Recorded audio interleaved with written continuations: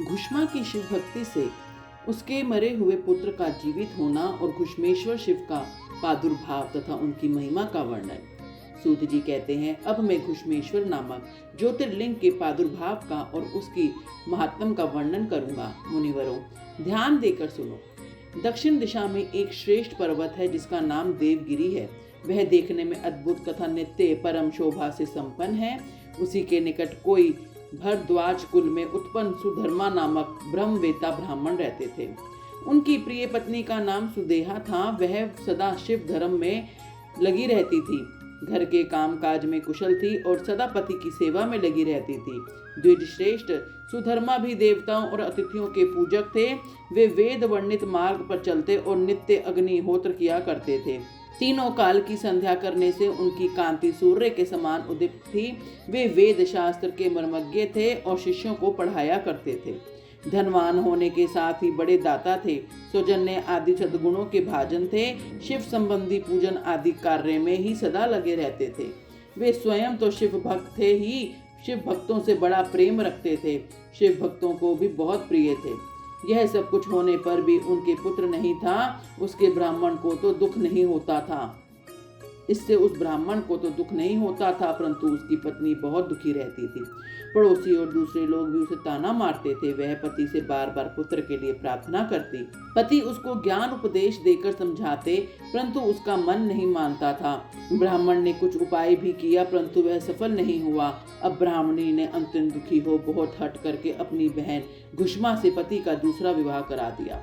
विवाह से पहले सुधर्मा ने उसको समझाया कि इस समय तो तुम बहन से प्यार कर रही हो, परंतु जब इसके पुत्र हो जाएगा तब इससे स्पर्धा करने लगोगी। उससे वचन दिया कि मैं बहन से कभी भी ढा नहीं करूंगी। विवाह हो जाने पर घुष्मा दासी की भांति बड़ी बहन की सेवा करने लगी। सुदेहा भी उसे बहुत प्यार करती रही। घुष्मा अपनी शिव भक्ता बहन की आज्ञा से नित्य 101 पार्थिव शिवलिंग बनाकर विधि पूर्वक पूजन करने लगी। पूजा करके वह निकटवर्ती तालाब में उसका विसर्जन कर देती। शंकर जी की कृपा से उसके एक सुंदर सौभाग्यवान और सद्गुण संपन्न पुत्र हुआ। घुष्मा का कुछ मान बढ़ा। इससे सुदेहा के मन में ढा पैदा हो गई। समय पर उस पुत्र का विवाह हुआ। पुत्र वधू घर में आ गई। अब तो वह और भी जलने लगी।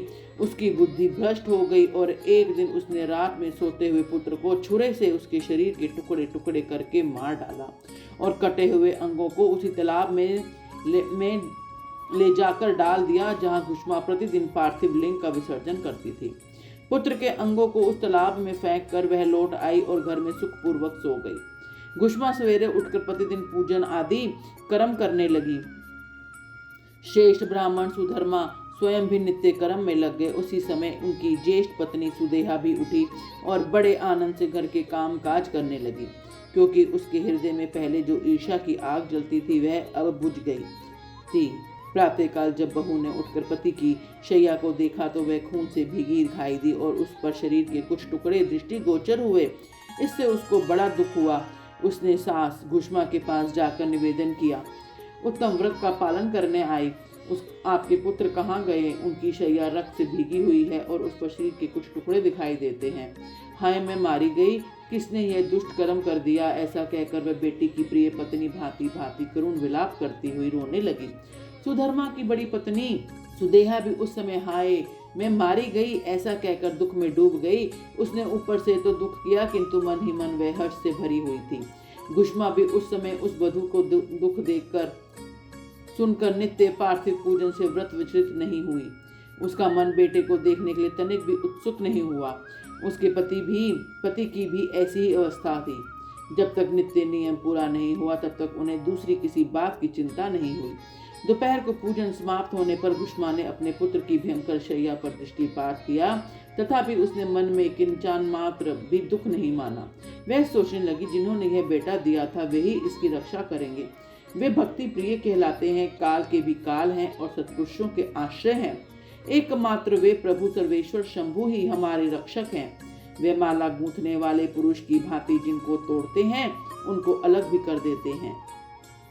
अतः अब मेरे चिंता करने से क्या होगा? इस तत्व का विचार करके उसने शिव के भरोसे धैर्य धारण किया और उस समय दुख का अनुभव नहीं किया। वह पूर्ववत पार्थिव शिवलिंग को लेकर स्वस्थ चित्त से शिव के नामों का उच्चारण करती हुई तालाब के किनारे गई। उन पार्थिव लिंगों को तालाब में डालकर जब वह लौटने लगी तो उसे अपना पुत्र उसी तालाब के किनारे खड़ा दिखाई दिया। सूत जी कहते हैं, ब्राह्मणों, उस समय वहां अपने पुत्र को जीवित देखकर उसकी माता घुष्मा को ना तो हर्ष हुआ ना कोई विषाद। वह पूर्ववत स्वस्थ बनी रही। इसी समय उस पर संतुष्ट हुए ज्योति स्वरूप महेश्वर शिव शीघ्र ही उसके सामने प्रकट हो गए।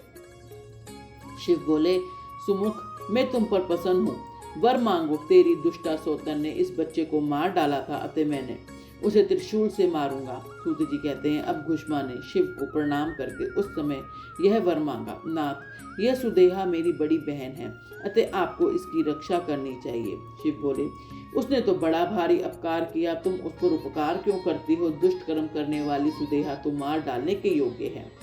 घुष्मा ने कहा, देव, आपको दर्शन मात्र से पातक नहीं ठहरता। इस समय आपका दर्शन करके उसका पाप भस्म हो जाए। जो अपकार करने वालों पर भी उपकार करता है, उसके दर्शन मात्र से पाप बहुत दूर भाग जाता है। प्रभु, यह अद्भुत भगवत वाक्य मैंने सुन रखा है, इसलिए सदाशिव जैसा कुकर्म किया है वही करे। मैं ऐसा क्यों करूं? मुझे तो बुरा करने वाले को भी भला ही करना है।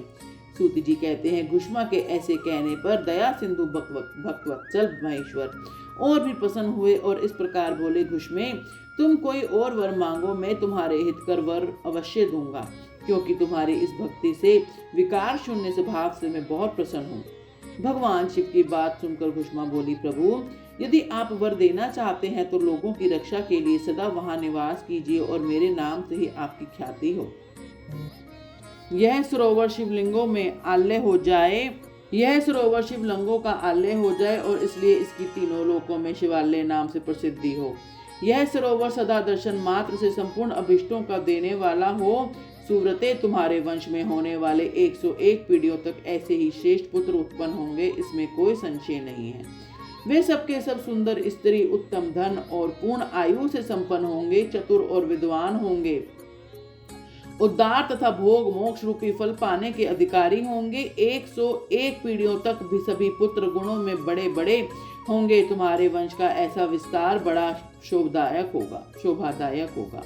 ऐसा कहकर भगवान शिव वहां ज्योतिर्लिंग के रूप में स्थित हो गए। उनकी घुष्मेश नाम से प्रसिद्धि हुई और उस सरोवर का नाम शिवालय हो गया। सुधर्मा, घुष्मा और सुदेहा तीनों ने आकर तत्काल ही उस शिवलिंग की 101 दक्षिणाव्रत परिक्रमा की। पूजा कर परस्पर मिलकर मन का मैल दूर करके वे सब वहां बड़े सुख का अनुभव करने लगे। पुत्र को जीवित देख सुदेहा बहुत लज्जित हुई और पति तथा घुष्मा से क्षमा प्रार्थना करके उसने अपने पाप के निवारण के लिए प्रायश्चित किया। मुनीश्वरों, इस प्रकार वह घुष्मेश्वर लिंग प्रकट हुआ। उसका दर्शन और पूजन करने से सदा सुख की वृद्धि होती है। ब्राह्मणों, इस तरह मैंने तुमसे 12 ज्योतिर्लिंग की महिमा बताई है। ये सभी लिंग संपूर्ण कामनाओं के पूरक तथा भोग और मोक्ष को देने वाले हैं। जो इन ज्योतिर्लिंगों की कथा को पढ़ता सुनता और वह सभी पापों से मुक्त हो जाता है और मोक्ष को प्राप्त होता है। बोलो हर हर महादेव।